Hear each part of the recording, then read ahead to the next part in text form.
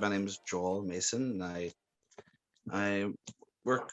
Erik and I both work on the Sphere project, and uh, we've worked together for a long time, and also done a lot of good life together. Um, I was telling him that a good way to kind of say like the anarchive, because it's a concept that has a lot of different landing points and is in all of our practices, of course, that which escapes formal determination and yet exudes force on. I mean, this is just life, really, in many ways. But I was thinking about the kid's story of the Three Bears, right? This is this is an everywhere story, right? Um, and I was thinking about it from like we kind of worked on the Anarchive in the Sense Lab, you know, and uh, and it was wonderful, and but perhaps not quite didn't have the element of kind of landing into forms irreversible or stepping into some of the structuration stuff. Oh, here comes Laura. And so that would be I don't know if that's too hot or too cold, but either way. And then we both worked for the Economic Space Agency, kind of financial activist unit with Laura, actually, who just joined. Um, and Laura, I'm just starting with the story of the Three Bears. I just think that that's a good. Just to make sure everyone knows the story of the Three Bears, or is it as international as we think it is? Is it with Goldilocks and she tries all the different beds and eats all the different porridges? That's Voilà, right. I voilà. just forgot like the name of the main character. Goldilocks, in French it's boucle d'or. What is Boucle d'Or? Boucle d'or is literally Goldilocks.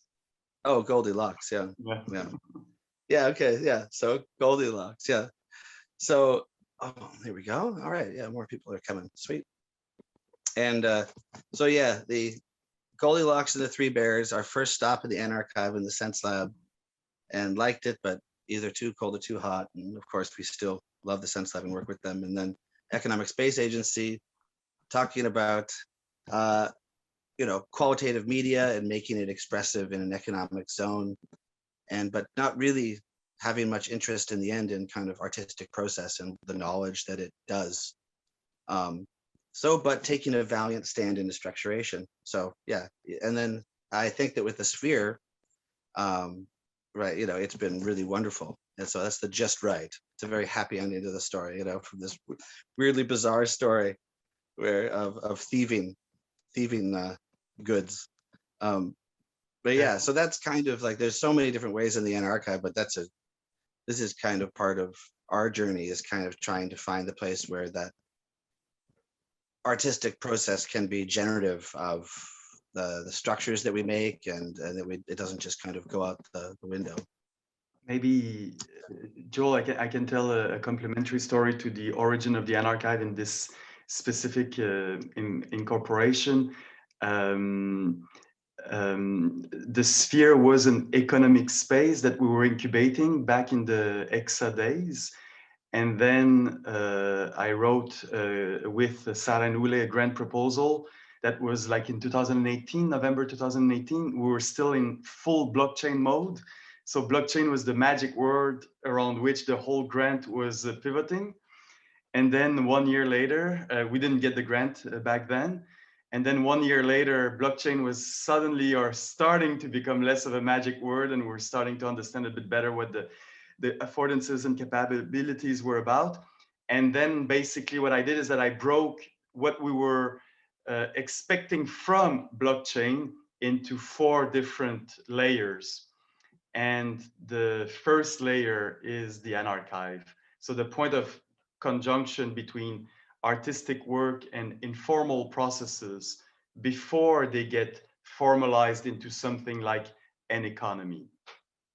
It's a rough way to put it, but that's the reason basically why I brought the Anarchive in the picture, was to have like a place where artistic processes could be accounted for themselves and not immediately reduced to that value production machine that other aspects of the Sphere can be thought of about.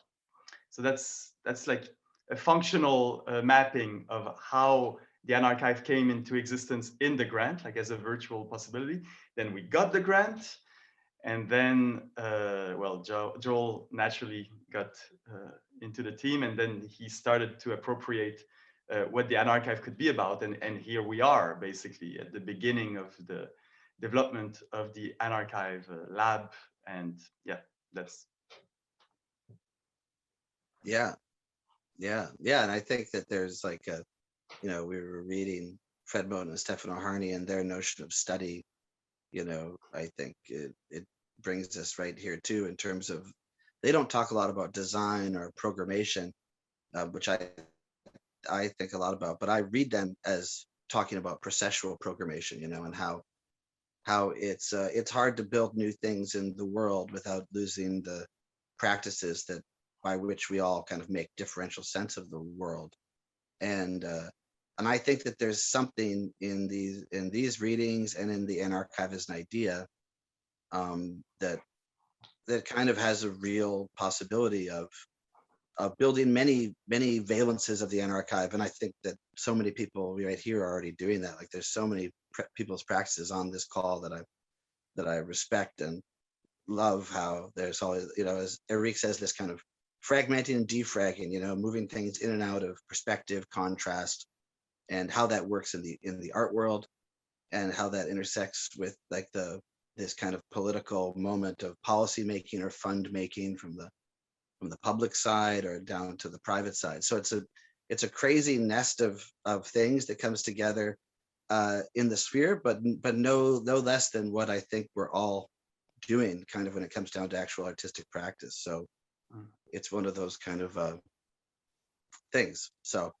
I'm wondering, Joel, is everyone like kind of familiar enough with the sphere, or do you guys want to introduce each other? I don't know how you'd like to proceed. Like we're saying for the newcomers, it's a fairly light session. We're like kind of like warming up before the lab next week. Maybe one, yeah. So I don't know if anyone would like to know more about the sphere, or if it's good enough. If you've done your own that's already. what I was wondering too. Yeah. I'm curious, Erik, because I was sort of aware of like the concept and what you're working on from the sort of lecture performance at what was that theater called again? The Volksbühne at the School of Disobedience. Yeah, and I'm wondering, has it kind of shifted dramatically since then, or what's the sort of, have you reframed it? Because I'm really interested in breaking away from the blockchain and seeing what the actual, like the, you know, the grit and the mechanics are of how you're creating the project now. Yeah, I can give a very quick overview. Like Jody and Stephanie, you were holding a basil plant back in the U-Bahn, no? After the lecture performance back in the. We recognize each other from the basil plants, yeah. Yeah. So we started incubating the idea of the sphere. Like Sara and Ulle attended an encounter that was organized by EXA in Stockholm at the Moderna Museet of Stockholm. It was in January 2018. So basically Sara and Ulle, circus artists and producers, back in the days with Economic Space Agency, we were already kind of entertaining an expanded notion of what blockchain could be about. So it's not just about creating cryptocurrencies, it's about new modes of organizing. So that's one thing that we're carrying forward from the EXA days. And from there, they hired me and we created this lecture performance that Jody is referring to, that was presented in a year later, in 2019, in a seminar that I was teaching at the School of Disobedience here in Berlin. And that's how many of us have met, like Anton, Jody, Stephanie. That's how we met. Yves, we knew each other from another life almost.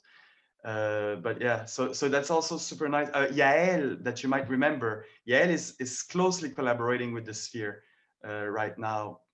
So there's a couple of people that from the School of Disobedience iteration that are still around, and that's super nice.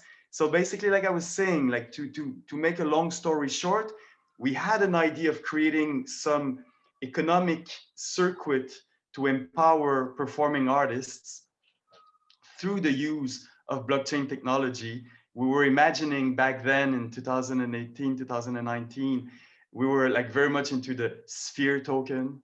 We'll have a sphere token that will magically solution part of the deficiencies in the funding process. So, and I mean, Laura knows just as much because Laura also was part of the process. Like Laura and I worked with Sara and Ulle on developing the economic model for the sphere. And yeah, and it's very funny because there's a lot of bullshit going on in the blockchain space, and it's only when you start trying to do something concretely, especially with artists, that you can run through the layers of bullshit that comes from the tech side. And we got to a point where our tech provider back then, like the token designer, was like, there's no such thing as a token, and going into some sort of epiphany. That was really weird. So anyway, we ended up having a token that was like super minimalist. I can show you actually. Yeah, maybe you still have it. It was a proof of presence or a proof of attendance token that had a QR code and an actual private key. And they're going to be worth a lot someday. For now, who knows? But yeah, so people that attended the lecture performance were exposed to the rough initial idea of people that are committed to empower artists, try to address the problem of funding in the arts. I mean, which is the reason why Jody, Stephanie, maybe Anton, like you showed up at School of Disobedience. That was the theme basically of the seminar also. And so what evolved is really that maybe less token fascination, less fascination for the magic of the token itself, and going more and more into what a token do, the accounting that happens through the token. And I don't know, I'm so deep into it these days that I don't even know. I think, go on, Joel. I think also just maybe just to the great thing about that I really enjoy about the Sphere project is that it is placed within an actual performing arts community that has an already functioning practicalities, like the theater scene in Montreal or whatever. This is the European circus community, that this grant is for. And so with all of these kind of experimentations, oftentimes the problems with doing stuff with the Anarchive, which is always a very abstract principle, or it can be, even though it's so in everything we do in the Sphere, it gets confronted all the time by an actual functioning community, and it makes the design so much more exhilarating.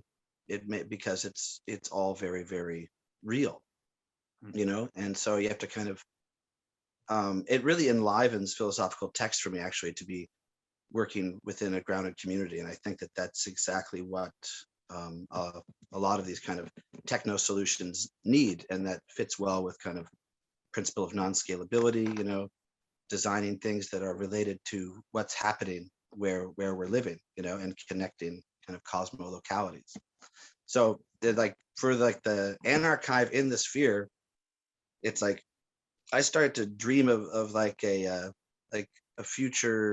soon future world where anarchivists are kind of a recognized kind of artist within the scene of art, and it which is post curation, post dramaturgy, but bringing those along with it, and then also with kind of processually designed economic functions along the way, and that it would grow through being able to find a halfway point between the informal, the uninscribable, and how we want to remember that and pass that on, and how our not only what we make but our methods and our co-contagion, how we can augment that going forward to continue to affect our co-making and our kind of co-awareness of what's happening and what our stakes are and what we owe each other. Like that, and because that's not happening in a vacuum, like we all know, it's happening within this space of that knowledge always being kind of stolen away from us, so that we think of ourselves as private individuals, you know, operating in a society instead of like with these potentials there. So the lab coming up, I want to like just, it's like just a real playful space to figure out what it means to make fragments of an experience and then record them so they can go on, you know, and in ways that are as divergent as our practices are, you know, and so that's the kind of that's what's got me kind of lit up these days. And when I read these readings, I, you know, and when Erik suggested one, I suggested the other, and they flow right into that space. So I don't know if that's good, and it would be nice to open up the maybe Joel, people, I can. I mean, it was super clear how you presented it. Maybe I can give an example or two of practices without over determining what an archive can do, but just to give a sense, like taking it from the practical side of thing. If a blockchain is an archiving machine, the anarchive is, like Joel beautifully said, a way to take care of everything that happens around the contagion, the ways of entering into an event, the ways of exiting an event. And so just two examples that are very basic, but that can help, because I really don't want, and I know Joel as well, we really don't want to predetermine what an archive can do, but still it can be helpful to have concrete examples just as a way to build forward. Nice. Yes. And archiving as a form of cultural encryption. Yes, that's we're very much into cultural or mutual encryption these days. So one example is, for instance, it was a gift that was given by a friend of the sphere, Kate Genevieve. She attended the lab that we had in Stockholm in November, and just sent back to us a couple of days after a poetic rendering of all of the talks that she had attended, and just like sent it back to the sphere crew. And it was like super moving to see our words reverberated through her perspective. And I mean, she's a brilliant artist. And so that very little thing of like sending back impressions to the collective actually gain a value of its own, and something that we feel like needs to be honored afterwards. You know, it creates a sense of community in that gesture of offering. So that was not requested, expected, but that totally produces the effect of speculative generosity that we believe is absolutely necessary for an organization or an alter organization like the Sphere, or any cultural organization, I imagine, in the end, needs to be able to foster. And that's where we thought that the bed that EXA was setting for ourselves was too narrow in the economical sense of the term. And it actually defeated its own purpose, because if you're not able to think of the speculative generosity flows that will be irrigating your organization, you're actually not going to be successful, neither at the economical level, if I put it with a very restrictive hat here. Not to instrumentalize cultural flows and artistic flows, but if the idea is to start playing with them and you're not able to generate any type of liquidity for yourself in the cultural way, it's sad, you know, like who wants to be part of a network like that? The other example that I wanted to bring up is a fantastic performance, I guess, that Joel put up this weekend. We had a Money Lab conference, and some anonymous artist, a guy in the audience or a girl in the audience who didn't know, called Jen, appeared and started sending like very rough diagrams that I think I can show you, actually. Let me just share my screen rapidly. Oh, I'm not allowed to share screen right now. Oh, shoot. How do Okay, let's try now. Okay. I can't try now. It doesn't work neither. Right. Gem, you can GEM. you can present them also. So anyway, basically, what Joel did is that he, without saying anything, being anonymous, which was great, I think, started posting on the chat of the event some really rough diagrams about things that were being said as we were going on. And we were like, okay, wow, these diagrams are fantastic. At the beginning, I really didn't know it was Joel. I mean, after a couple, I was like, okay, that must be Joel, but you know, still not sure. So we started joking in our chat. We're like, okay, this guy, if he's not part of the sphere already, we need to hire him. and basically, I don't know. Maybe Joel, do you want to present the last diagram, enriched I'm just diagram? I'm just on my phone. I really do. I want Okay, to. wait a second. Let me see. Okay, I can't. Is it the some bat signal that's in the Telegram channel, or that's? Yeah, it's the one in the Sphere Commons Telegram channel. Yeah, is it? But is it the some bat signal one? Because that's all I. No, that was how do we contact GEM? What kind of bat signal? Okay, because I wasn't at the actual talk, so I don't know what he did.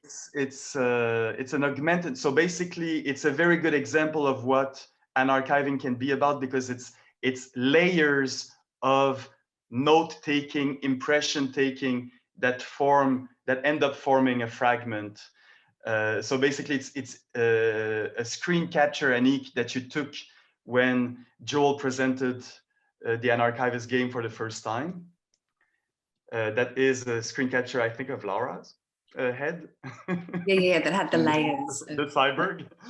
That is superimposed on one of the diagrams that Joel produced as we were talking during the Money Lab, and a structure of juggling that is described by Jay Gilligan, who is a part of the sphere.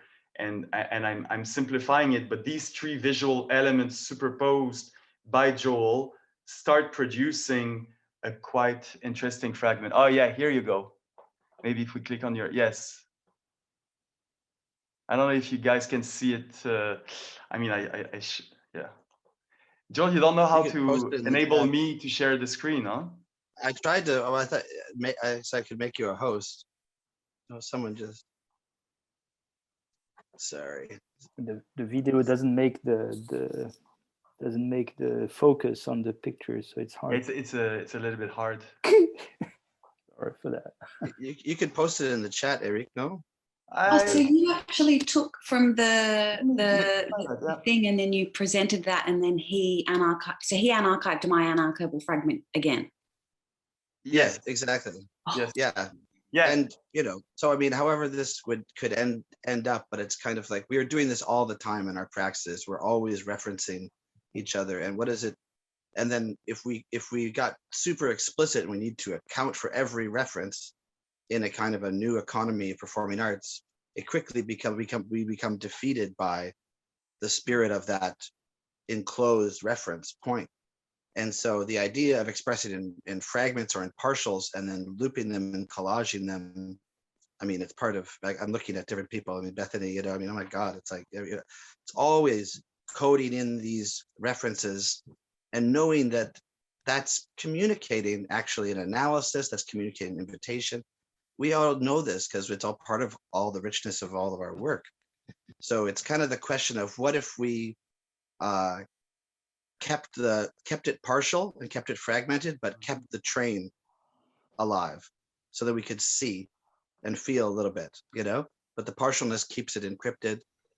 And so in some ways it's nothing new, but it's, you know, it has to be an artistic thing also for us to think through what it means to thread that needle, you know, and I'm already excited by in some of the collection of fragments from different people from test runs, and we're gonna have a bunch more from the lab, and it should be really fun, you know. Like Jody said, oh, I just want to kind of hang out and chill right now. And it's like, I hope the lab is kind of like that actually.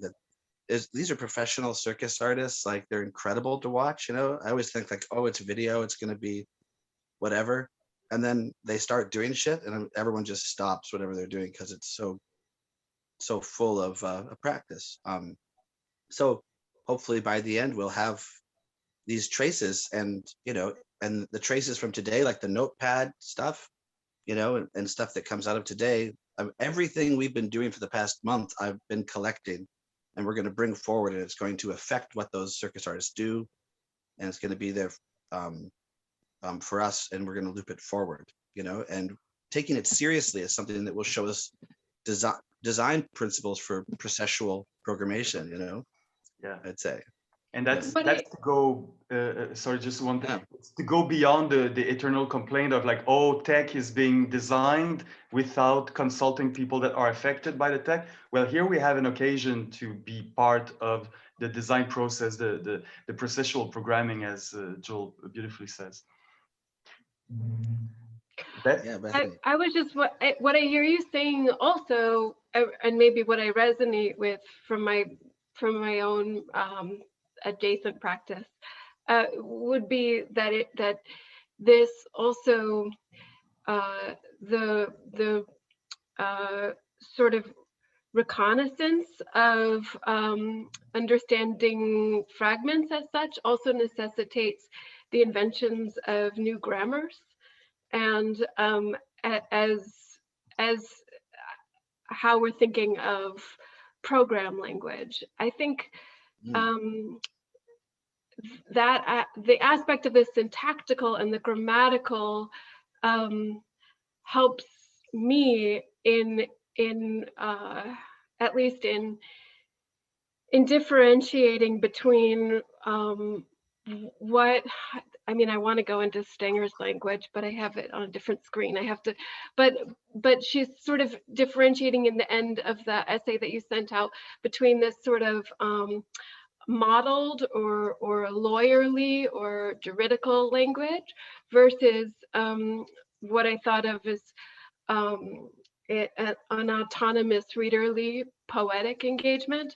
And I think that the invention of grammar is something that that very actively traces and forms these correlate networks, but notably in an analog way, in a non-digital way.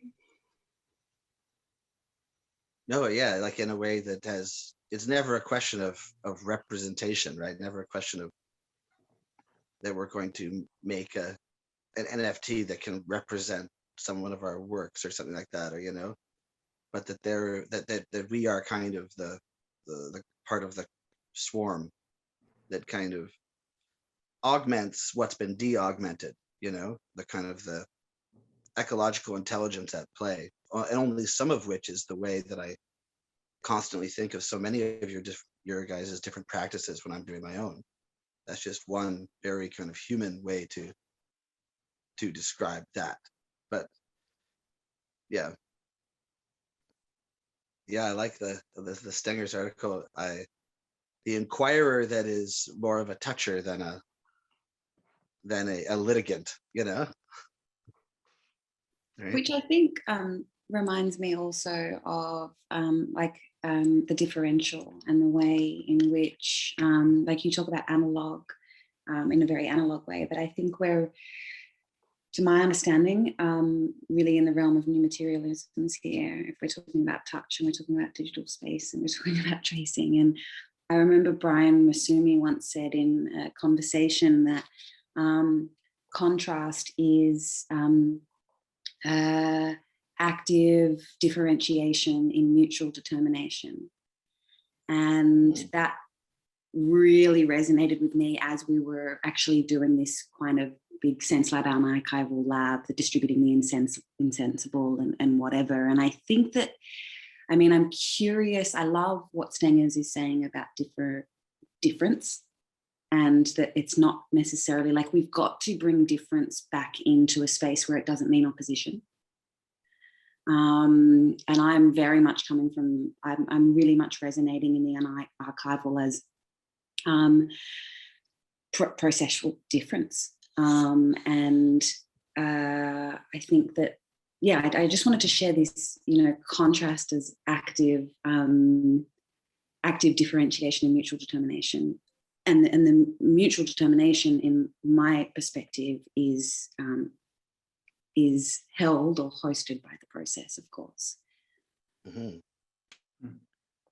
Yeah, because it's always leading somewhere, right? I mean, that's what's cool about that quote from Brian is that with any of our partial takes or inscriptions on something, and we put them together, and they're already moving somewhere, right? They're already, and I think that Stengers makes this point where it's like these systems of more of the archival or the formal, they have to work hard to keep out those things that are continually re-swelling, you know, at points of interdependence, you know, where there's actual knowledge and, you know, information, to use a bad term there, but, you know, a real sense of there being pulses of relation that are laying out directions and vectors, and so that there is, like, you know, if we did this practice for a year and have a bunch of fragments that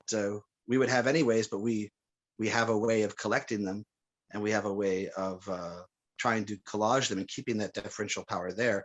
What will we be able to read from that that overlay of whatever those things are comprised of, text, visual, sonic, you know? I think that it will not be a mess at all, you know, or it's a mess that is taking us somewhere, you know. And it's kind of already how we move in art and in kind of process anything. So this is just kind of trying to give it a touch of formality, so that we can create some weapons, you know, in the space that where we get expropriated.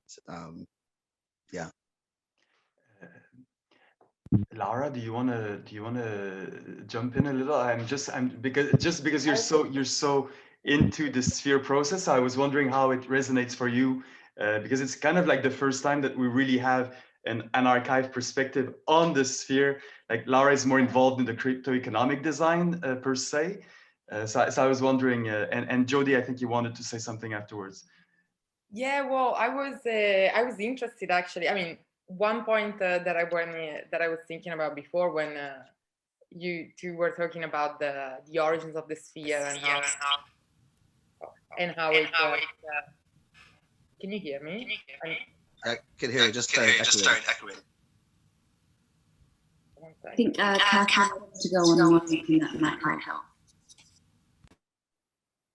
Okay. Well, now. Yeah. That's good. Okay. Yeah.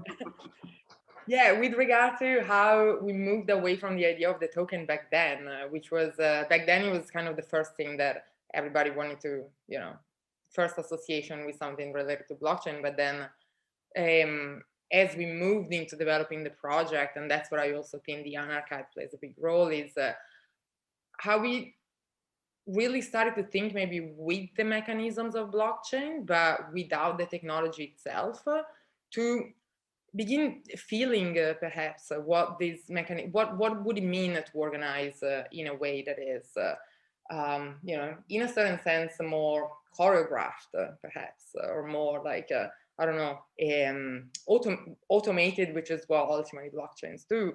But yeah, so I think that was perhaps like a big move that then led to the sphere to, you know, start this journey in this. And looking at different aspects of blockchain, the accounting, the archive, or like exactly how to open up the archive that it produces the ledger and stuff like, and yes, the economic dimension, but without necessarily having a token as a, you know, somewhat monetary equivalent.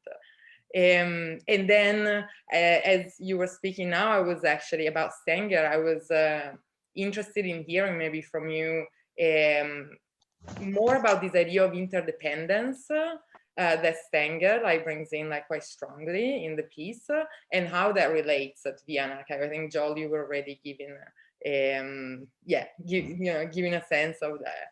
But yeah, just kind of an open question there, like also taking into account what Anique was saying about the you know, accounting for difference, but in a way that doesn't you know, necessarily mean I don't know, opposition, or I don't remember exactly how you put it, but yeah, I really like that. Yeah.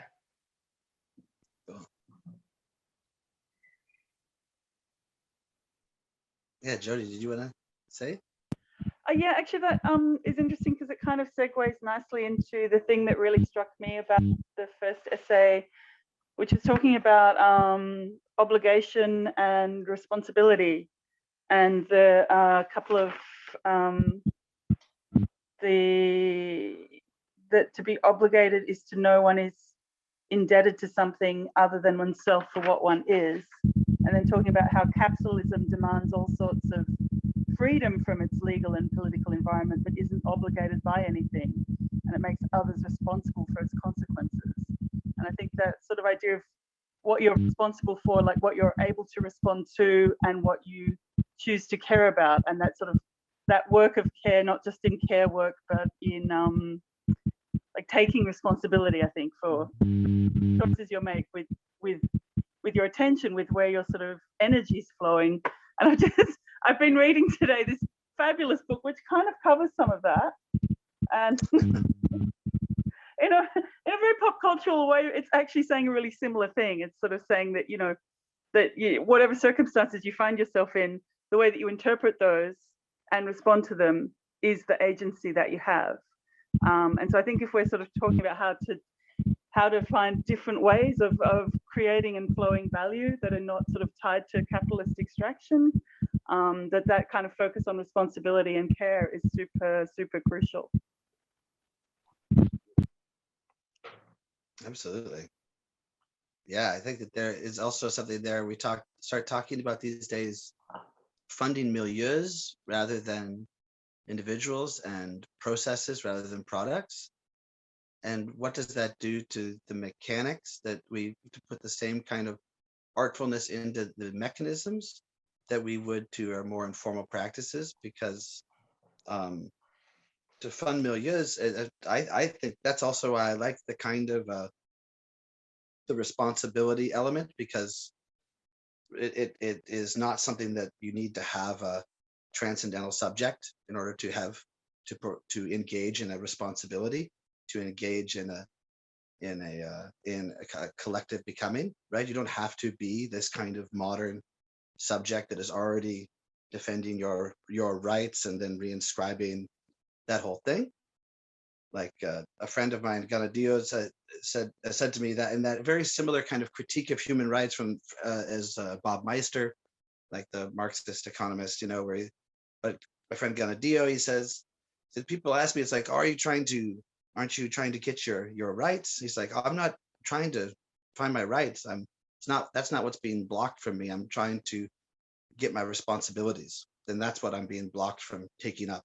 And the my in that case, it's not the my of the transcendental subject, and especially in the Mohawk approach, it's much more like the particular emergent path that is the vector that they find themselves on. So it's like whatever those responsibilities are in that differential, everyone is having some ways, some techniques into those, that then we're participating more in like a coming together of the fragments of our not giving a fuck, you know. Exactly. I think it's that sort of collective movement that you all come from different perspectives, but you find ways to kind of flow together. As they said in the disco presentation, it takes 2 to tango, it takes 4 or 5 to disco, which I really like. That's awesome. I think language is really key there, though. I mean, you know, Bethany, you were talking about grammar, and I think grammar is something that, in a way, is so much more accessible than language, because language is what is so often what divides us. I mean, I think my first ever anarchival experience was, incidentally, trying to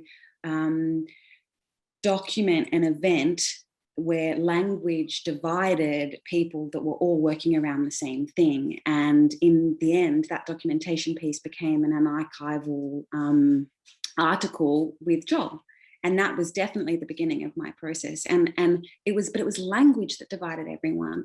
And in the end, Joel and I were trying to say there was a kind of an invisible middle between everyone that actually that actually spoke of an implicit coalition, but people couldn't, they weren't aware necessarily that that was there because they were so caught up in the language that was dividing. And I've also heard that certain people who I think are natural anarchivists saying the anarchival language is inaccessible to me. The way in which even people are speaking about the anarchive is inaccessible. So I think that we do need to, and I love the fact that you've chosen pieces today that aren't explicitly about anarchiving at all, because they're giving us more and more, I don't know, is it language, is it grammar, it's or is it form? I don't know, you tell me, but they're giving us more and more substance maybe to resonate with and grasp the anarchive as a medium. Yeah, I mean, you're right. It is. Process philosophy in general can be like that, right? I mean, Stenger's used the term creation of relationships as the thing that that would be anesthetized by this dynamic of scalability, and I think that's another way of maybe locating grammar as in even between or among languages, is that creation of relationships. And in the most literal, concrete sense, I think of, probably because I'm seeing your faces, but I know Anique, and I think also Hubert, 5 years ago, we did this thing with this kit, this play kit, which essentially functioned as like a makeshift grammar that also functioned to formulate in real time a medium through which different languages might make meaningful hinges and connect with each other in I think meaningful diagrammatic ways. I mean, in very literal terms, it involved taking pieces of tape and labeling things, and everyone who my partner and I worked with this physical play kit thing that was bendy and adaptable and all these different textures that sort of elicited different associations. We were able to work with people in languages we didn't share, partly because everyone was able to designate their own language, but then we could visually and tactilely communicate on the level of the movement in between them. So that I'm not at all fluent in French. I don't know any Italian. My partner knows Spanish, but like there was all of these limitations, and we were having all of these conversations through this sort of prosthetic grammar. yeah, I mean, it makes me think a little bit of wanting to kind of wonder what you, as well as others, think about that sense of like, oh, I like the idea of that kind of a grammar, as long as it like can dissolve after and be and a different one be, respun, whatever. Not that we find a way to communicate, but rather that we find a way to not communicate together, each time, and what's that layer of generality that is really, I think, like these readings, like Anique, you're saying, I think they're kind of about life and about the what we don't share as being also important, right? And so and what we kind of don't share is the permanence of our kind of meta interpretive structures. Like we hold them. Stenger says something about all the work it takes to keep a dependent structure alive, right? Because they're actually quite fragile. But I think that, and this goes to like a larger question of like how these practices like anarchiving or move towards a more ecological way of designing our creative responses to the actual earth, and collaboration with it. Like it's that the way we do that needs to be something that without not caring for our own bodies and selves or whatever, but we're still able to kind of join and rejoin with that difference that's still taking us somewhere, but not in a way that's it concretizes, as long as that's the energy to bring it to a place, which is, but then it hesitates at the moment of making it into a law for next time or something like that. Maybe I can say something here about the ecological, and like when we talk about language and grammars, it feels like there is infinite possibilities, because you can compose an infinite number of sentences with any given grammars. And an aspect that we've been discussing a lot with Joel is how the Anarchive, as it is in the Anarchive lab, is part of a structure that is taking the shape of a gift ecology, like for the sphere itself, but also more generally, some sort of gift economy reloaded. That one thing that we have learned through our experience with EXA, but through our exposure to the Wealth of Society project, is the interpretation of the gift economy as a way of articulating a time interval. So a gift economy, you have the gift, there is a time interval that opens up, that is closed by the counter gift, but the counter gift of course opens up yet another dimension. But these are all discrete moments up to a certain extent. Like something is being enclosed. There are relations that are being interheld. Nothing is just happening for granted here.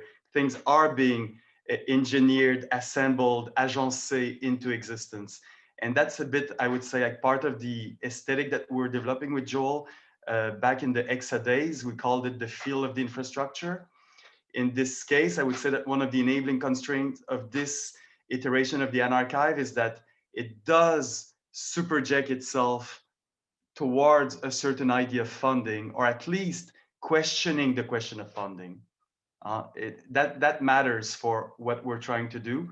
So there's kind of like this balancing of maximum freedom in iteration of what we're conceiving. But I think that the proposition of the Anarchive gains interest and value by being connected to the actual questioning of what funding means in the arts nowadays. And so that aspect, I think, kind of like brings in an enabling constraint, or if we speak the language of perceptual philosophy, an idea like Joel is very much articulating a very powerful critique of the transcendental subject. One way to step out of the transcendental subject is to conceive of ourselves either as individuals or just as superjects. Like we don't know what today, the things that we're sharing, how they will coalesce into new subjectivities in the weeks and months and years to come. Like with Laura, we're in an adventure that we called at the beginning Laura, Lottie, and the Econauts, superjecting ourselves into existence. And like 4 years later, we're still together, like processing things differentially, but I mean processing them in a way where we do accumulate something together. We make sense of things together. And that matters for like opening up the question of funding, which is always very interesting because it's such a ontological concept. Fond in French is the ground, basically. When you finance something, you give it foundation. Like, what is it exactly that we're doing when we do that? And that brings in a certain type of commitment, like Jody was suggesting before. It means that we're calling out for responsibilities that we're ready to assume for ourselves. That gives kind of, it starts structuring something like a superject for ourselves. And here it's a matter of collective intelligence, how to balance between protection of the informal, like the Anarchive within the greater sphere architecture protects the informality with a non-trivial idea of both the informal and the programming not just so that we can, I don't know, live without having to think about it. It's more like living embeds a responsibility for self-programmation, collective self-programming ourselves into existence.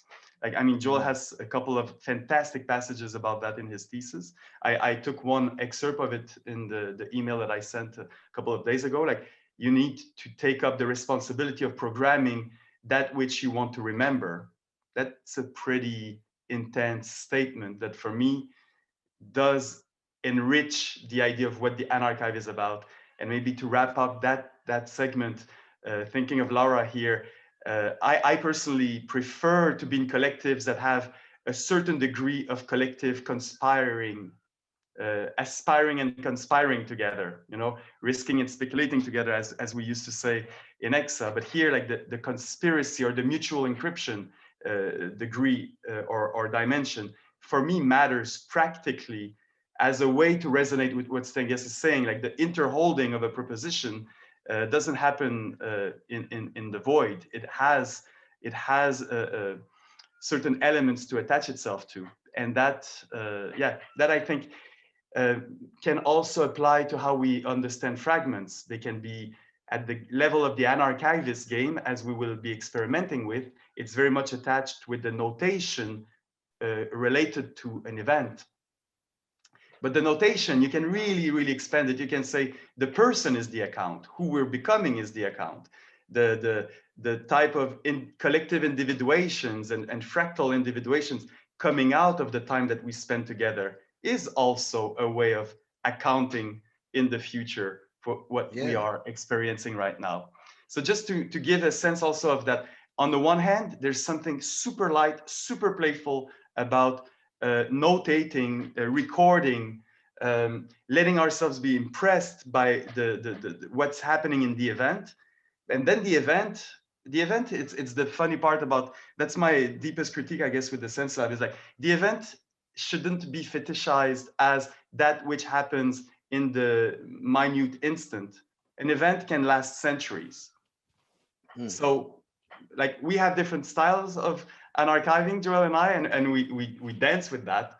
And I'm really bad at taking immediate fragments out of the situation.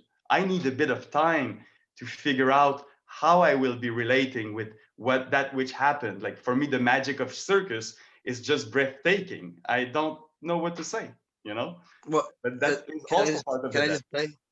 I just want to say quickly on that, and then Anton, I know you going right to you, that just as an example of kind of what perceptual design and that's ending up in some actual, you know, building stuff, you know, it's like, oh, designing this game, and it's like, yeah, it was kind of like, oh, everyone make their fragments like immediate. That's just the way I am. I'm always, you know, like David and I, we've done a couple of shows where it's all about just immediate kind of like what's coming through, and it's like being a live wire, you know, in resonance.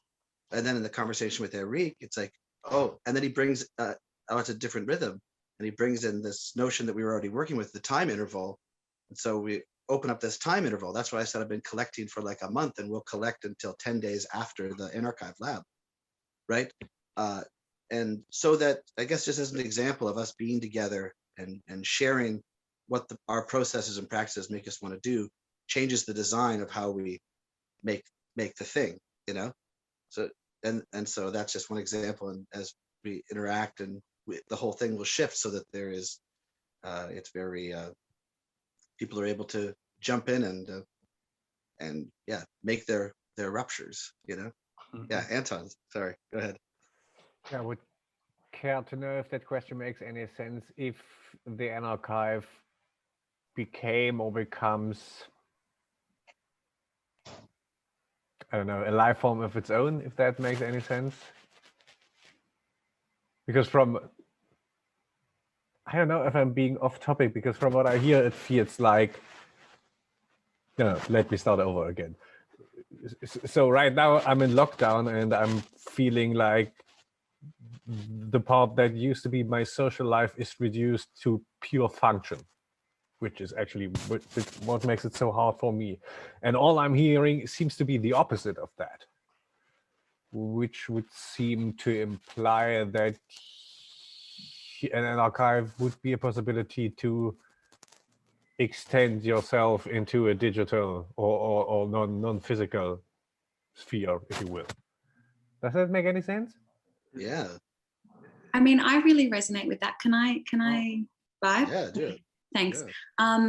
I really resonate with that. And I think that in both, I mean, what comes to mind to me also in lockdown is today I volunteered to go and pick up the takeaway for lunch. We managed to have half a day as a family gathering together, which was incredible. And everyone was like, no, I'll do it because I'm a new mother and I've got a baby and everyone wants to help me, okay? And I was like, no, please let me, I need to go and feel like I'm in Italy for a moment. And what was so important about that was that I was doing something functional, as you're saying, Anton, but it became a space of becoming for me. It became a space where I could actually resonate with the environment that was creating my becoming as an evolved or an emergent version of myself that was more than who I have been and who I am. And so what the anarchiving does is it does that. It notates becoming, but it to pull it out from what you're saying isn't it a new life form of its own? It does that in a way that the notation is not actually happening from any individualized entity, but it's happening from fragments of the process itself. Does that make sense? So if I anarchived that walk, for example, which I did because I couldn't help it because that's how I live, it would be the photo of the graffiti on the wall I took, the smile I recorded in my mind of that man, the song that was in my head, and so forth.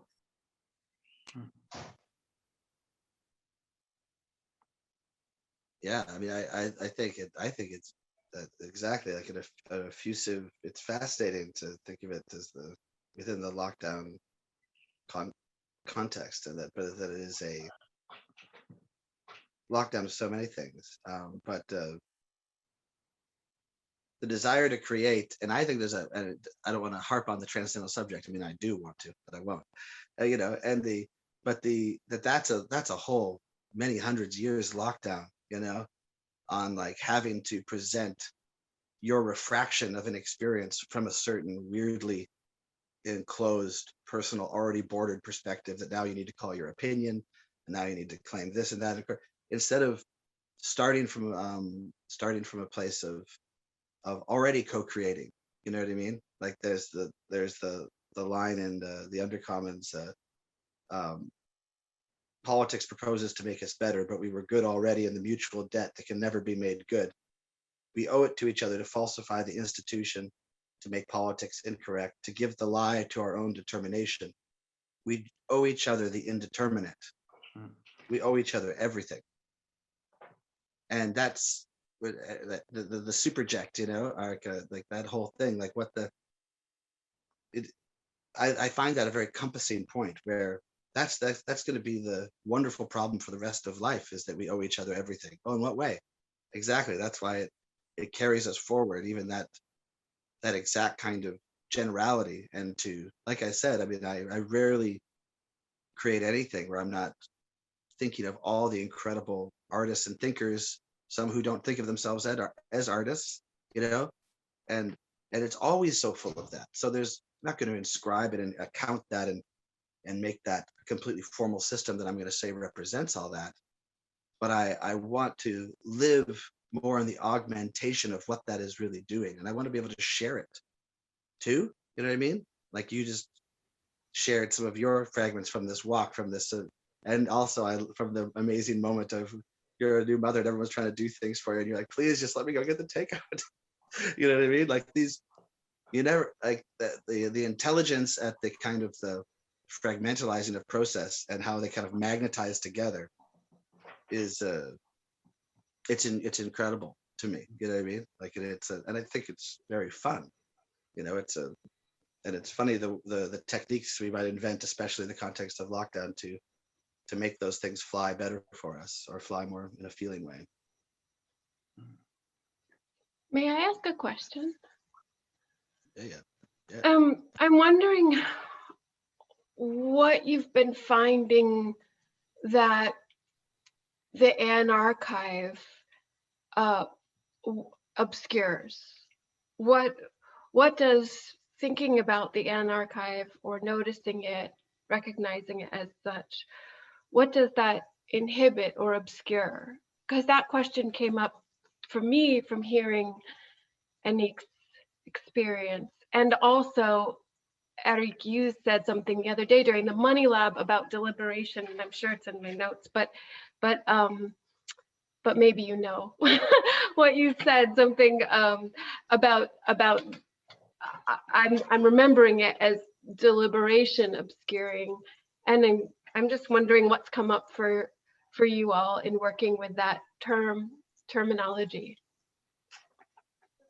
There's one thing I think that Joel wrote in his first email, like when towards the end, when he says like, in our fantasy, we hope that, I think he presents the Anarchive as a machine for mutual encryption or something like that, so that we become less readable from certain angle, or we happened to learn how to be less readable within certain neoliberal coordinates. But that for me is only one half of the question, you know, like deconstructing the transcendental subject is one thing, or deconstructing the grammar of neoliberalization of our lives or privatization of our lives. It's one end of the picture. That's the critical part. Like we are all here pretty good at it, I think. I think we're at the point where we need to start inventing together ways forward. Like the type of gesture of, on the one hand, we owe each other everything, you know, that's like, I don't know, this is a fundamental ethical posture or truth. Like it's something to be constantly experienced. You don't want to get into a venture, a communist venture, with people that somehow don't have access to that. If they, like, you want to feel that people somehow understand that we owe the indeterminate, because that's how you can refresh yourself while you're doing things, and while you're grinding through I don't know, a grant writing process, for instance, or whatever grinding situation you find yourself in. So that's one thing. And what I've been learning dealing more with finance these days is the way that we bring the future into the present. So maybe Anique, like what you were saying before, because part of us here are coming from a Sense Lab background, there is a gesture that's very strong about how to, like there's almost a cultish aspect in the Sense Lab of saying, like, we're so traumatized by the problem of the privatized individual that we need to claim impersonality in general. What we do is impersonal. We are impersonal. Wherever there is something that seems personal, no, you're not reading it correctly. It's actually impersonal. Well, sure. Senges wouldn't frame it this way. Like I think that what you were saying before, Anique, in relation to what Anton said was really beautiful. It's like, if we allow ourselves space of collective becoming, you unload the problem of accounting for the right way of being or the right way of talking or whatever that is behind, and you offer yourself an occasion for collective transformation. And that actually kind of solves many things. Yeah, maybe I'm conflating two ideas here, but basically one challenge that we are facing concretely with the sphere is when you have a blockchain machine that allows you to archive and produce provenance, one example of which would be the NFT that you've heard about, non-fungible token. This is like pure provenance. You say, this is mine, this has been timestamped at this moment in time. It's like Uber ownership. So you want to get out of that Uber accounting, Uber ownership, but then it becomes a practical matter of like, how do you create the container or the spaceship that will be holding enough so that you can allow yourself a belonging in becoming aspect. So the belonging in becoming is something that needs to be engineered, assembled, agencé into existence. That's the practical aspect. So I love, Anton, what you were saying about, whoa, I'm feeling like the Anarchive could become a form of life. Well, that says in very, I don't know, very abstract terms, what it means to engage in a collective adventure together, differentially at different levels, you know. But it changes the onus. Instead of like, have I been impersonal enough? Have I been following the credo of impersonality?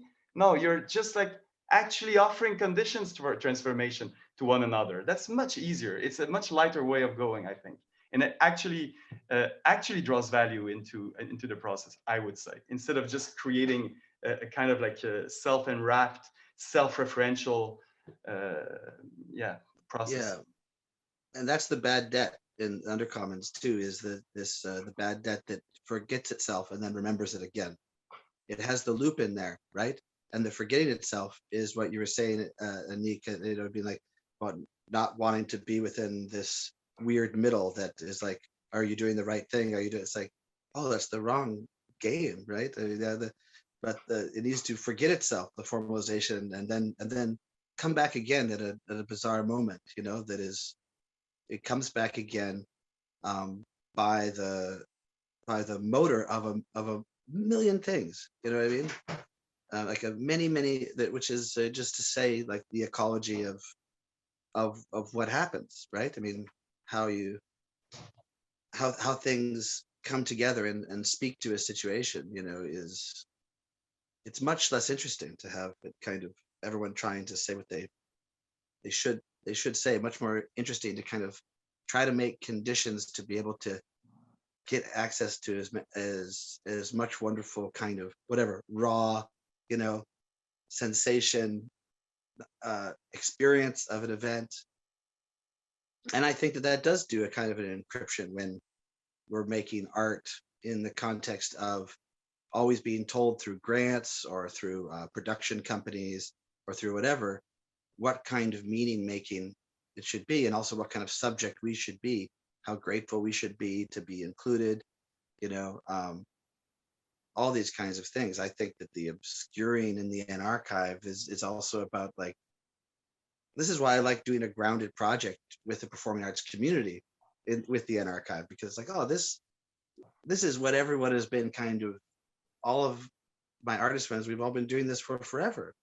Is it in our work is encryption, you know, and then making that an encryption that is exciting for us or interesting and that we share with others, and that, you know, that if they do something to it and it changes, if it's a conversation, it changes it, moves it forward.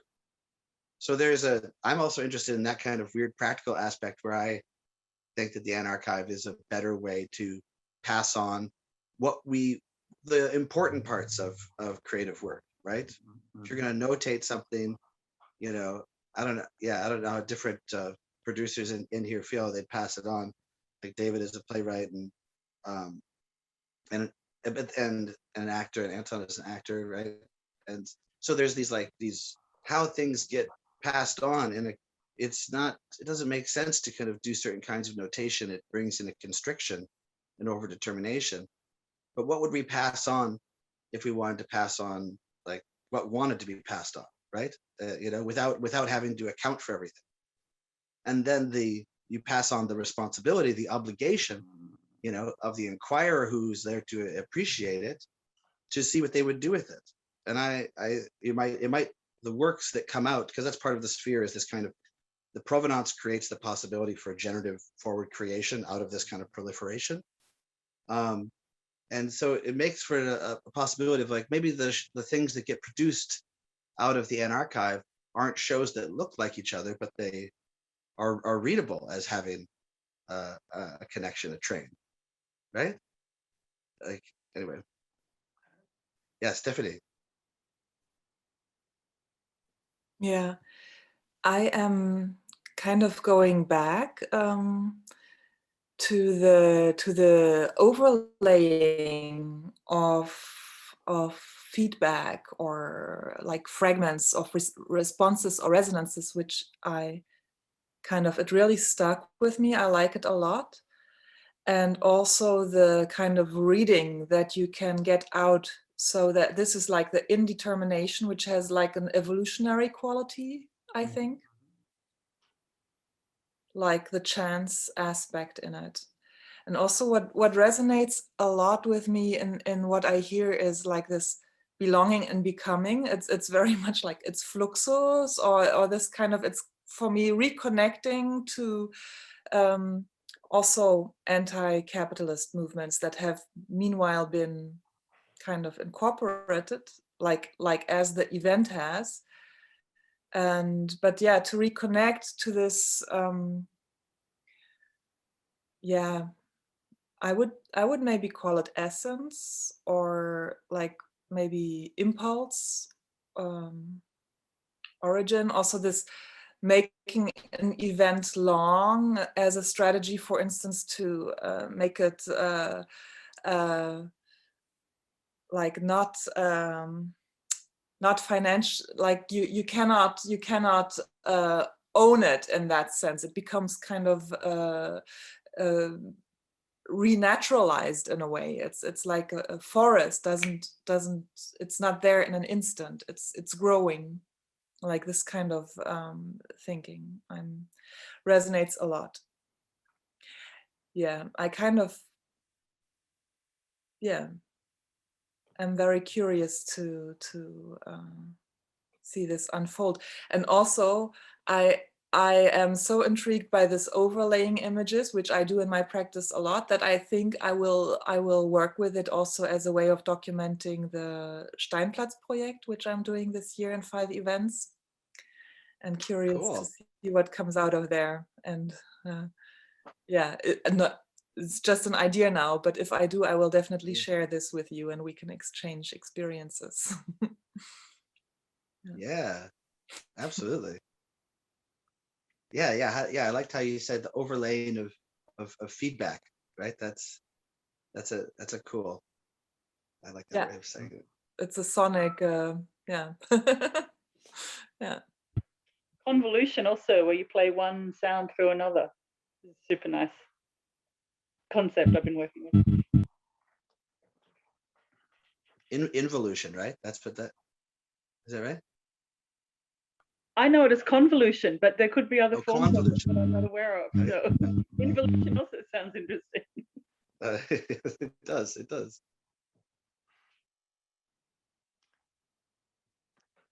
Yeah, it's interesting to think what the economic design possibilities are once you have looping things with the provenance train, and you have stuff that's getting picked up and overlaid, and some stuff that isn't, but that is not deleted or demoted, or but there is also an interesting thing where you do have a kind of parallel to the art scene, which is a very kind of formal. You have art critics. That's another interesting aspect of thinking about anarchiving and fragment making. It's like also making a different kind of a role that is not this kind of authoritative art critic, but a pulsing system, like you said, Stephanie, that where you have things are looping and there is something to read there too about like, whoa, I would have thought that this that this combination would have been so attractive, and want to be taken up and elaborated on, and then after in a time interval of 30 days, you could have, I mean, the seeds for something that, that I would give to many of you and just say, oh, write something with that. And it would be, it would be incredible. It would be full of the verve of all of that energy, all that interest. And so then it's interesting within the sphere to think, what does that translate to into how you consider that as a value flow, or as like an indicator of intensity, So just to kind of I guess bring in back that interesting context of our building and our imaginary is that we do want some kind of value flows to also be operating from this, but not in, again, funding. How do you fund a milieu and not a person, but then people get that money also. Maybe I can say something about that, and we could start thinking of closing the session if you think it's appropriate, because super nice. Joel wrote a beautiful text for the event that we had with the Sphere in November. It's called something like there's 1 or 2 things that I would like you to remember, something like that. And it was very well programmed, because the way it was written makes you want to remember.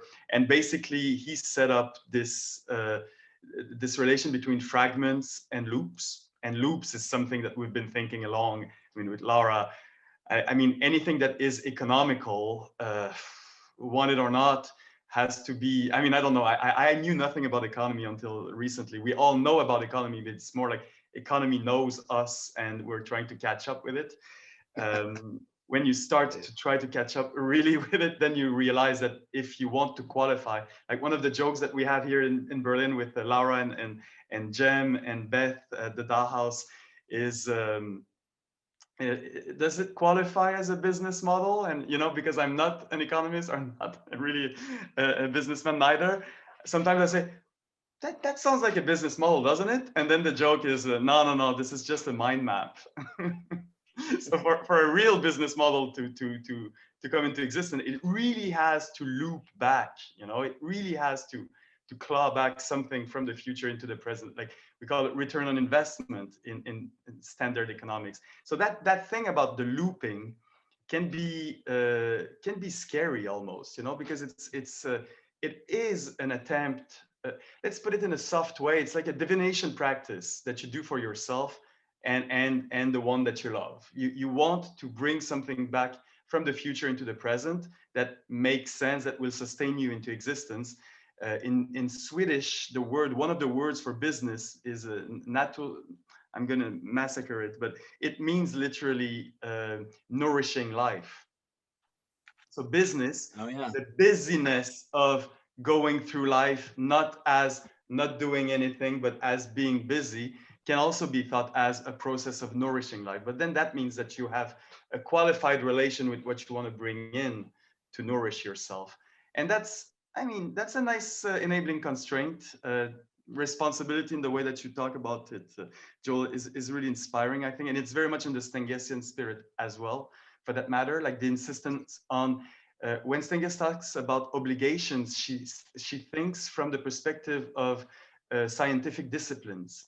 If you ask questions within a certain discipline, you are bounded by the relations and obligations that are structuring that specific field of inquiry. And this is not a bad thing in itself. On the contrary, that's what allows for actual adventures of thoughts or ideas to take shape in a way that are actually novel and not just constantly reiterating the same.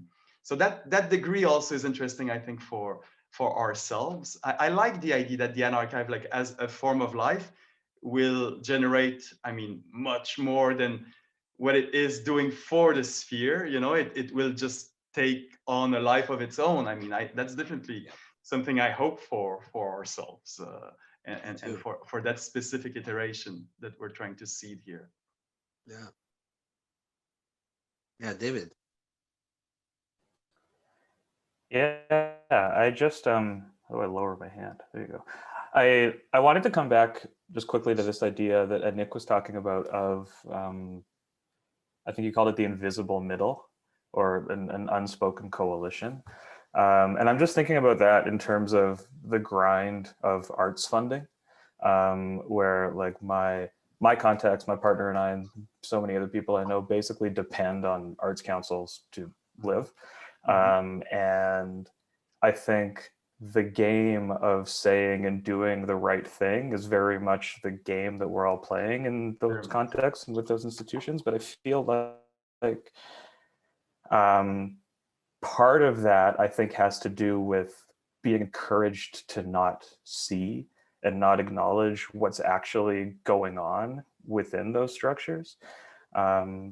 So much of what we're talking about today sounds to me like it has to do with sort of waking up to be able to notice what's actually happening in these contexts about art and money, where I feel like the way that grants work in Canada, we're kind of encouraged to pretend that we're trying to be scalable, or that we're trying to compete with each other, or that we're trying to achieve some kind of commercial thing that I think most people know is actually not real and actually isn't what's happening. And anyone who knows how these things actually work, I think, knows that there's a more complicated sort of interdependent game of taking turns and deferring to each other, and of everybody knowing each other but pretending that they're anonymous to each other, that is like the real that's really occurring, that we don't talk about when we talk about how funding works often. So yeah, I'm inspired by this notion of the invisible middle in these like deeply flawed contexts where actually these things are already going on. We're just not naming them, and we're not acting as if they are what they are. So yeah, I wanted to bring this down to like the gritty level of arts grants for just 30 seconds to sort of reflect on how it's already, we already kind of know that we're all speaking this language without speaking it. That's sort of the game that we play. But there are people behind all of it that I think are awake. That's all. No, we're coming to a close, but I'll just respond briefly to that if I can. Thank you so much, David, because it's always so, one of the things I love about all of this is the way in which, you know, the way in which we all resonate with things in new ways, basically, because I had never thought about the invisible middle in the context of arts funding and grant funding. And so that's super cool, because what it reminds me is that the invisible middle, even though it's something that, I mean, the term emerged in an article with Joel, and then I've written about it again, and I can most recently in terms of in a decolonial context. I will, and I can share both of those articles. It reminds me that the invisible middle never was, or rather, the invisible middle always has been its own thing. Like it doesn't, if we're talking about provenance, right? It doesn't actually have a provenance with where I might locate that provenance and the term's emergence, because it always already exists, incidentally, in between us all and in our lives, in their becoming. And perhaps there's it is a part of that belonging and becoming that you were speaking of, Erik. But I'll just leave it at that. But I wanted to thank you, and I can share those two articles in which I've written about it in quite different contexts to arts funding. I would love that. Yeah, thank you. Okay. I was wondering, people haven't said anything. If you want a last occasion, if there is something you would like to share, as we're slowly but surely moving towards our respective barbecues. I've been barbecuing this whole time. Yeah, Yves. Yeah, hi. I'm not. The talk has been super inspiring for me now on a complete different level.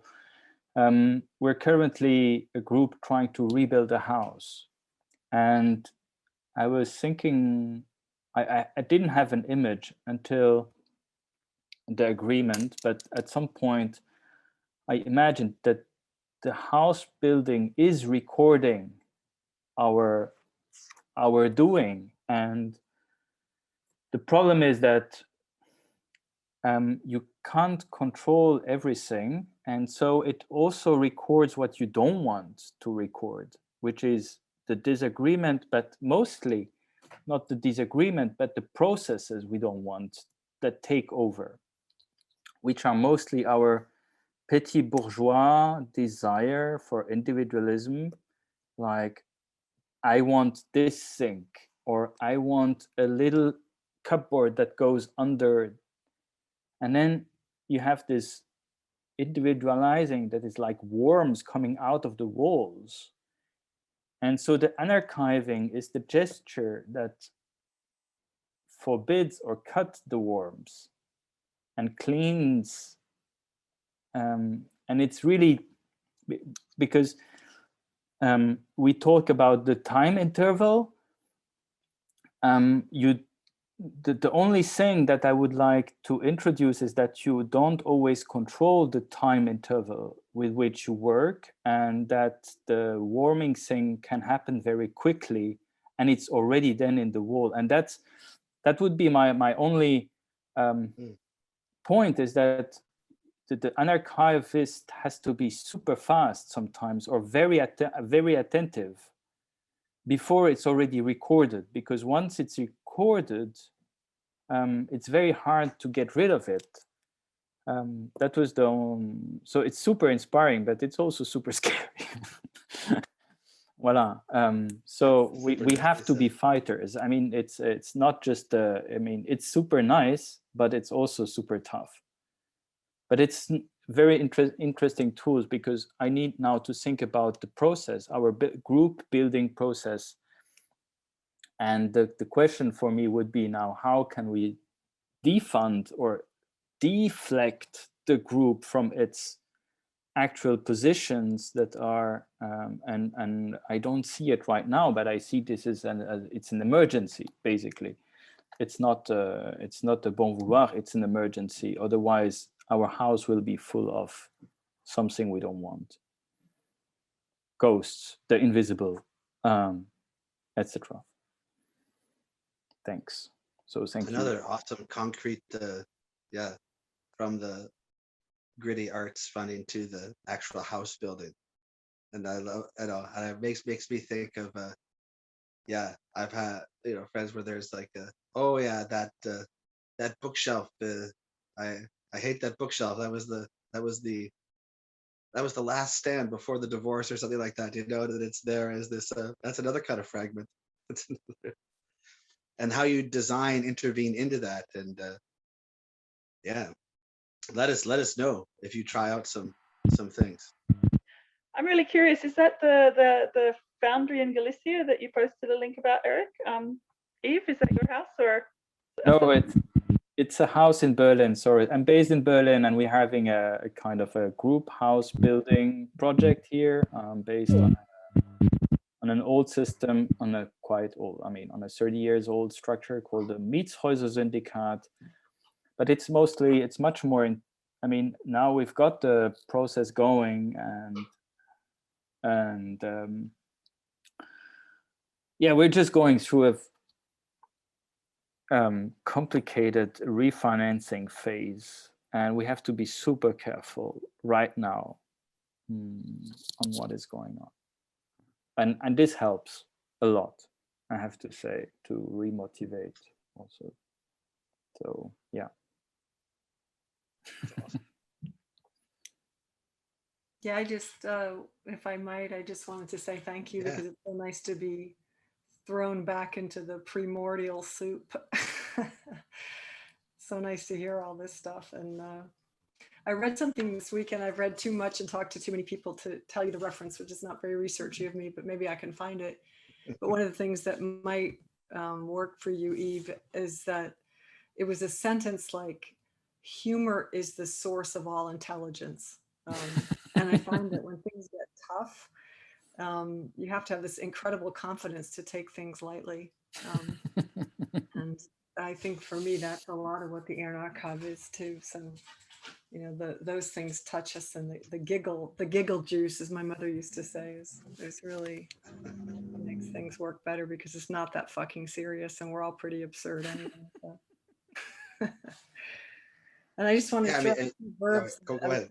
Notes of my research, and there's two verbs that I like a lot that keep coming back in many things I wanted to just share. One is coalesce, and I think there's a lot of funnily, it's considered an intransitive verb. I have no idea what that means, but I copied the definition out of a dictionary. To grow together, the edges of the wound coalesced, to unite into a whole, to unite for a common end, to arise from the combination of distinct elements. And then parallel to that is another word I like, which is cohere, which is also an intransitive verb, which to hold together firmly as parts of the same mass broadly, to become united in principles, relationships, or interests. Thank you. Thank you, Thank Katja. you all.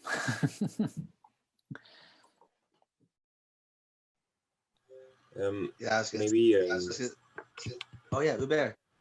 Yeah, no, so many really nice stuff, and I in that discussion, and I agree that it's like, I don't know, bring back some of the finesse and the yeah, it's important to stop to think of these things.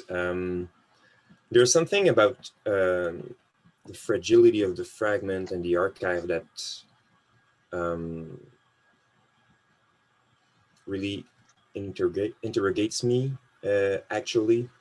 I don't know, I mean, like, I felt that Stenger's text was, yeah, really interesting. And at some point, the whole passages on diplomacy felt a bit disconnected in my perspective from like the actual situation where we're in.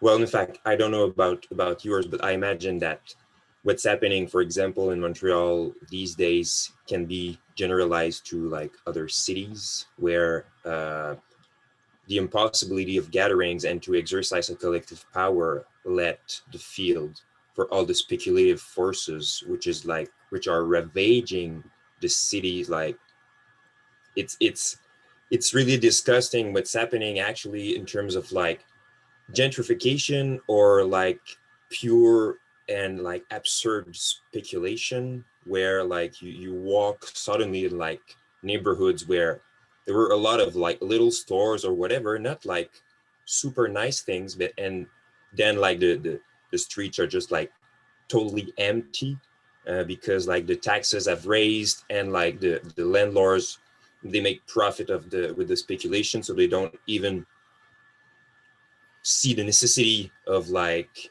doing some things to have like some people occupying. So the city is like super expensive and emptying itself, like from the places which were more animated are now empty and super expensive, you know. And when we try to organize and to do something, it's really hard these days, just like to have some space to think together and to be together in the streets and to exercise like a real concrete opposition. So yeah, I don't want to sound like depressive, but like there was like some search of like collective power that was lacking in my perspective in that text. And I sincerely struggle how to there's some thinking of the fragment of the fragility, which is like really important and really precious, because that's also how things happen, how things are born in the world. And like when you speak about like force of or power, it's not only like pure potential. I mean, like things have to be activated, and it starts from like little things, little fragments. But I don't know, I think that there's something has to be like protected. And I really like the passages. I haven't finished your dissertation, Joel, yet, but like I really like the passages about like we have to fight for the conditions that will allow the life we want to live, you know. So it's yeah, I mean, like this is something that I feel what I want to say is that I feel that there could be a real and deep connection, and there is one connection between like these fine elaborations about the fragility of the fragments and the like huge struggle that we were taking in at really another level. But I must say that like I've been absorbing a lot of the recent discussions, and right now I'm not sure to see how to connect them in a like close present, if that makes sense. Mm-hmm. Sometimes maybe to translate, Hubert, what you're saying a bit in our context, the discussion with Joel and with Laura within the sphere is like how like we don't want to over-determine things into a war machine, but we don't want to shy away from the play fight and the fight aspect of the play fight and the actual wars that capital is waging on us. So it's not like, oh, every time we hear war machine, we hear warm machine, like some anarchivist of another era said. We assume the war, but then, yeah, that how do we hold forces together? Yeah, and I think that's interesting as to And that's where even in the sphere architecture, these, you know, these fragments, these different, you know, people, these flows of interests, you know, go towards the forming of digital souls, you know, which are holding together in collectivity. And yeah, and I think I'm exactly, I mean, I want to assume the war actually, and I'm kind of want there to be better war machines. And I actually think that this is the kind of way to build a better war machine, you know, like that is flexible, not from some kind of place of predefining what flexibility is, either from a process perspective or from like a activist startup perspective either, but more from an experience mechanistic perspective, you know, that there is some real practical output in terms of organizations being made of kind of all this difference moving towards a mutual determination of some kind. And that's what you're kind of calling for, Bear, is that where's that whole mutual determination? And so I'm that's kind of why I'm doing all this in a way to bring that to want to see that kind of power come there. And so I really appreciate that comment. Yeah, maybe one thing that just in relation to what you just said, that's which is really good, I think, in Stenger's text, is the part when she said that even when the process of scalability have been like done and successful, like this is over, you know, there's always some interdependence which is burgeoning, which is just coming up, you know. It's never really done like they.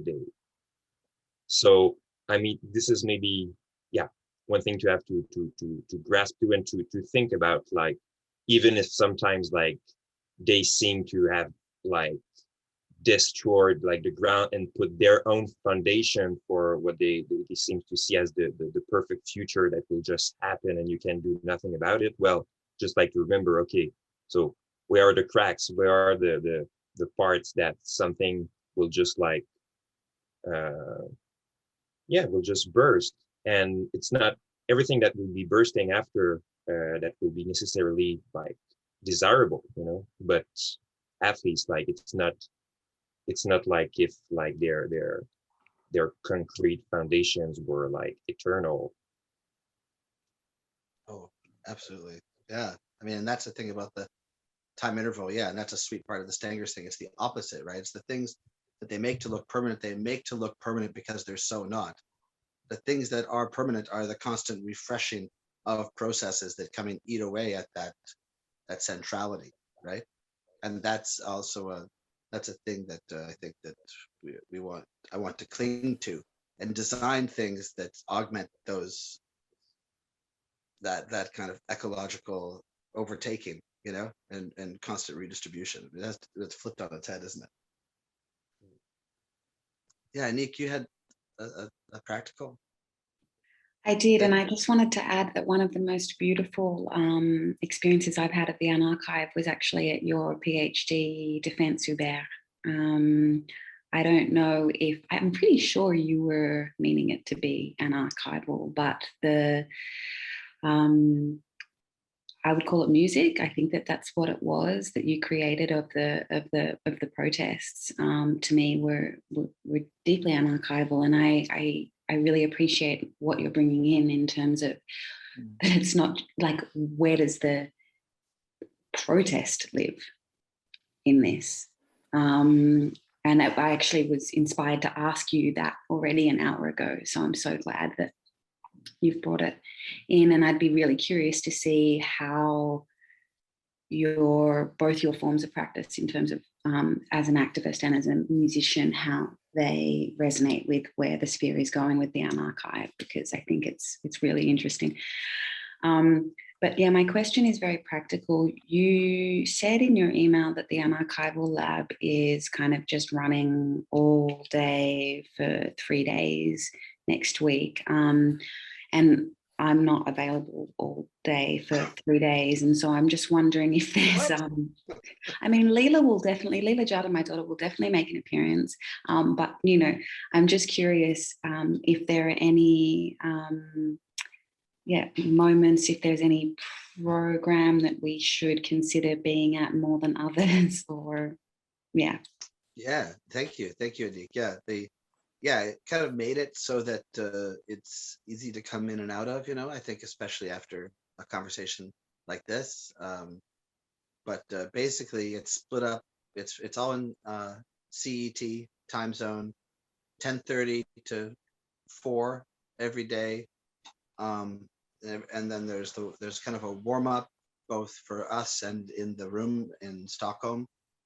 And then everything is kind of like the first 2 days are split up into 1 hour capsules, you know, where they will be doing their experimentations of iteration, and we will be working on making fragments, however we want to make those, and discovering how we make that, and we'll have a very clear place where you can deposit them.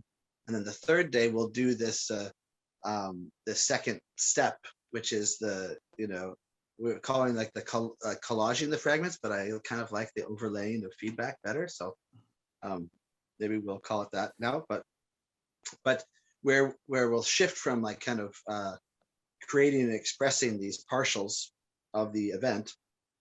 And then we'll move on the third day to capsules where we're bringing them together, making composites, you know, and stuff like that. So there will be like a few little talks here and there, and I'm just finishing up the actual schedule, so I will send it to the email chat we have. But other than that, you can come in and just like, it's just going to be kind of a fun, you can be on there with your camera off, you can be there talking, you can be there and just making stuff on your computer. And because it's actually, I'm surprised by how fun it is to watch circus on Zoom with other people. Like I was totally surprised. I thought it was gonna suck, honestly, because I love circus. I've worked in circus for a number of years. It's just like, it was awesome. And these guys are also, as an extra draw, like they're fabulous, you know, like Jay Gilligan is an incredible juggler and an incredible like thinker. Like he has made his own crazy shows based on the Sphere's work, based on archiving, questions of archiving itself. So we're going to do a lot of meta stuff, and he's going to talk to us through the camera. He's an awesome dude, and he's brought in some incredible artists because he's like, you know, he's internationally touring for years and years and years, and just has an appetite for exactly the work we're doing. So it's going to be fun, and there'll be lots of chances for, in the midst of the session, asking questions like, where are we at? Is there something I don't, you know? So we're going to try to kind of take it in that way, capsule by capsule. Does that sound good? Thanks for asking that, Anique. That's super helpful. Indeed. Cool. Thank you, everyone. Yeah, thank you all. It's been lovely. Really a pleasure. Yeah, really, really, really nice.